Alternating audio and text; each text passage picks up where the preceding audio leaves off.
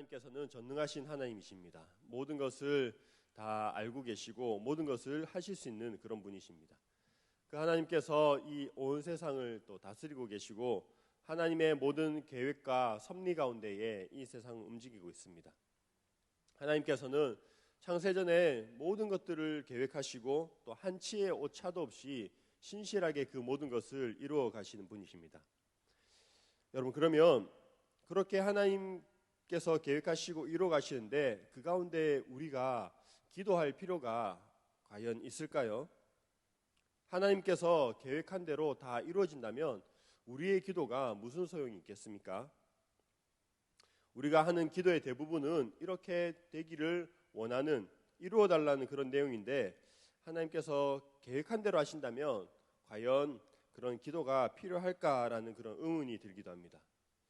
여러분, 그런데 놀라운 것은 하나님께서는 우리의 기도를 통해 하나님의 일들을 이루어 가신다는 사실입니다. 우리의 기도가 없으면 하나님께서 계획하신 일들을 못 하신다는 그런 뜻이 아니라 하나님께서는 우리의 기도를 통해서 일하기를 기뻐하신다는 그런 의미입니다.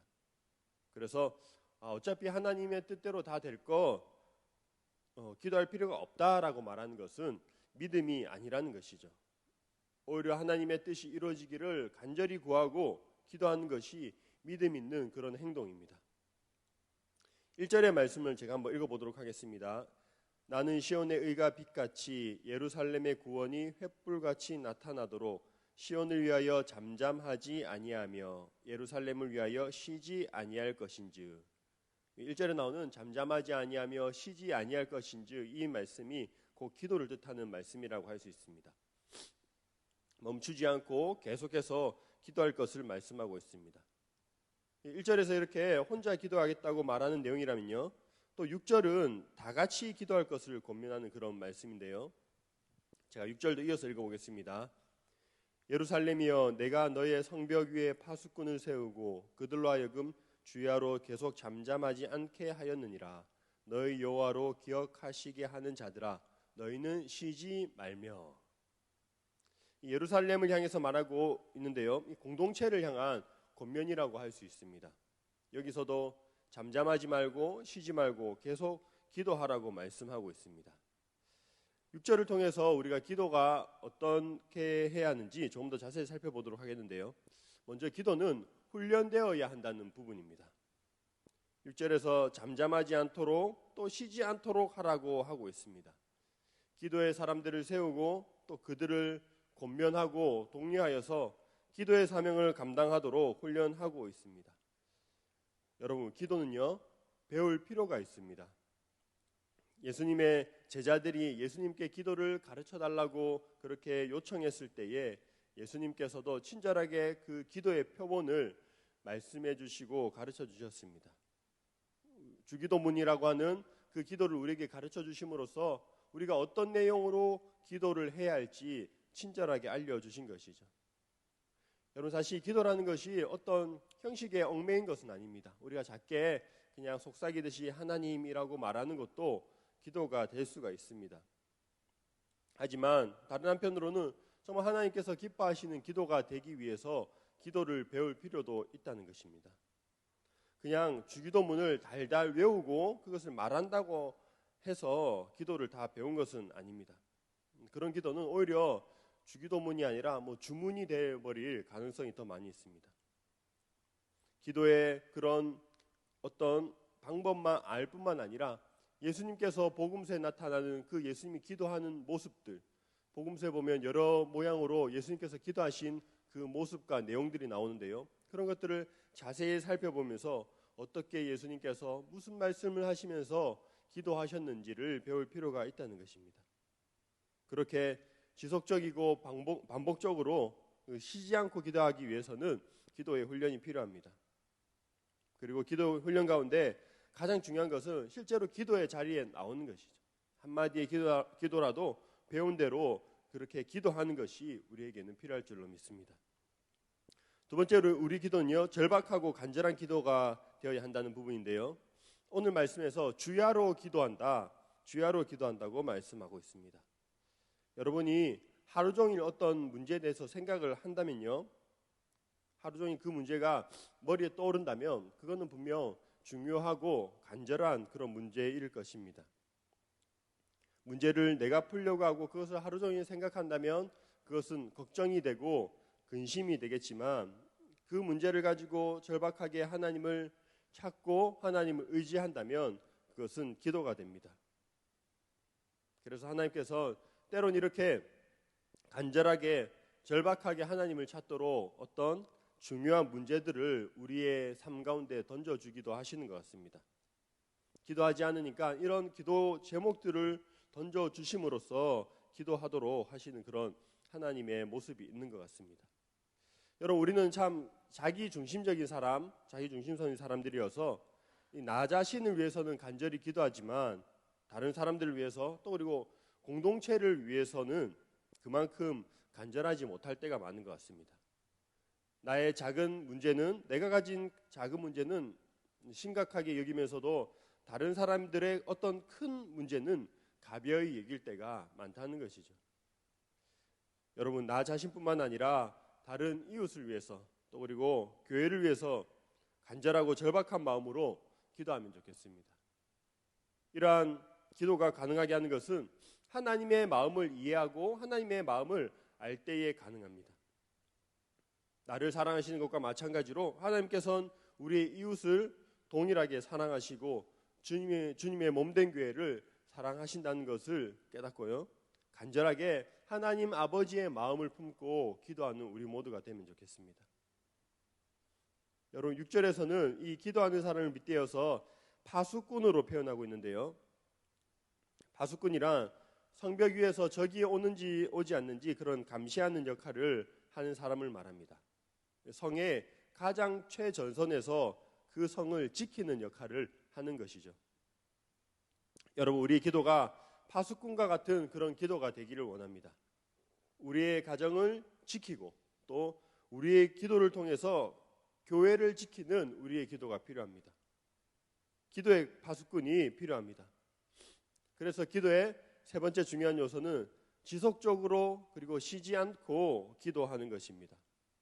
여러분, 파수꾼이 졸면 어떻게 되겠습니까? 또는 그 자리를 근무지를 이탈해버리면 적이 쳐들어와서 순식간에 성이 함락될 것입니다. 파수꾼처럼 기도의 자리를 지키며 지속적으로 기도하는 자세가 필요합니다. 사무엘 선지자는 이스라엘을 위해서 기도하기를 쉬는 죄를 범하지 않겠다, 이렇게 말을 했습니다. 기도를 쉬는 것을 죄라고 여겼다는 것이죠. 자신이 맡은 사람들, 자신이 맡은 일들에 대해서 기도하지 않는 것은 죄라는 것입니다.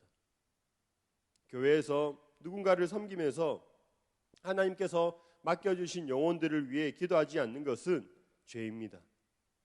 하나님께서 우리의 자녀들을 우리 손에 맡겨주셨는데 자녀들을 위해 기도하지 않는 것은 죄라는 것입니다.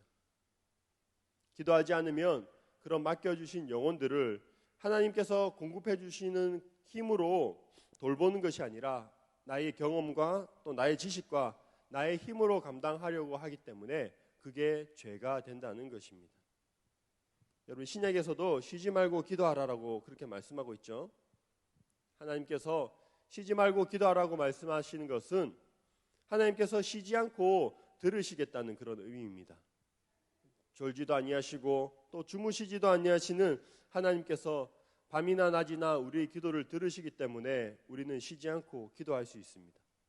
이 사실이 우리에게 얼마나 큰 은혜가 되는지 모르겠습니다. 하나님께서 언제나 우리의 기도를 듣고 계심을 믿고 또 기도하는 우리 모두가 되길 소망합니다. 우리 8절부터는 그런 기도에 대한 하나님의 응답이라고 할 수 있는데요, 8절의 말씀을 제가 읽어보겠습니다.